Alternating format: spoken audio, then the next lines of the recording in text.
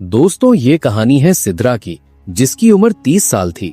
वो अपने दिल में बहुत से ख्वाब लिए बैठी थी, मगर उसके ख्वाबों के दरमियान उसका सांवला रंग दीमार बनकर खड़ा हो जाता था। सिद्रा की एक छोटी बहन थी, अनम, जो बेहद खूबसूरत थी। उसकी खूबसूरती के चर्चे पूरे शहर में थे और उसके दरवाजे पर शहर भर के शहजादों की कतार लगी रहती थी।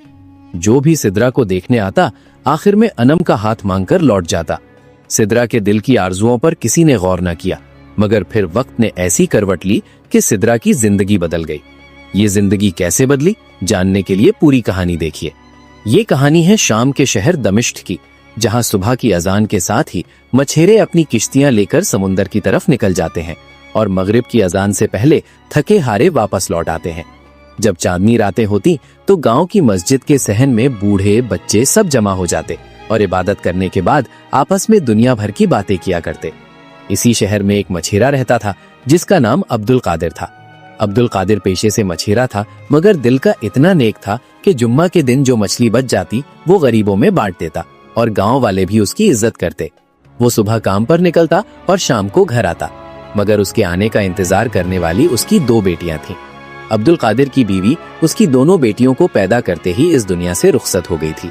अब्दुल कादिर ने दोनों बेटियों की परवरिश अकेले की। वो उनसे बेहद प्यार करता था। उसकी बड़ी बेटी सिद्रा थी और छोटी बेटी अनम।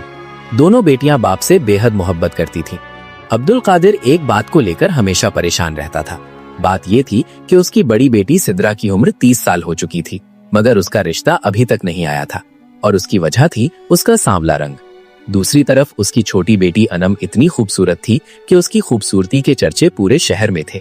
जो भी सिद्रा को देखने आता वो अनम का हाथ मांग लेता और अब्दुल कादिर हमेशा ये कहकर इनकार कर देता कि जब तक सिद्रा की शादी नहीं होगी मैं अनम की शादी नहीं करूंगा। सिद्रा ये सब सुनकर अक्सर रातों को तकिए में मुंह छुपाकर रोती। वो अपने आप को कमतर महसूस करती, मगर अनम को अपनी बहन पर बहुत तरस आता। सिद्रा के हाथों में हुनर था। वो बेहतरीन कालीन बुनने का काम करती थी। उसके बनाए हुए कालीनों की शोहरत दूर दूर तक थी। लोग कहते थे कि सिद्रा के हाथों में जादू है। वो जिस कालीन को बुनती उसके फूल ऐसे खिलते जैसे बाहर आ गई हो और रंग ऐसे जगमगाते जैसे धूप की किरणें उनमें उतर आई हो। शहर के अमीर लोग उसके कालीन खरीदने के लिए सफ बांधते। वो दिन रात मेहनत करती, सोचती कि जब तक शादी नहीं होती बाप पर बोझ न बनूं।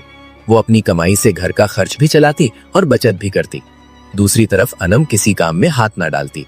वो बस अपने आप को सजाने संवारने में लगी रहती।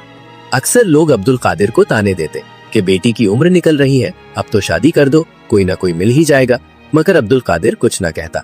वो बस सुनता और खामोश रहता। वो जानता था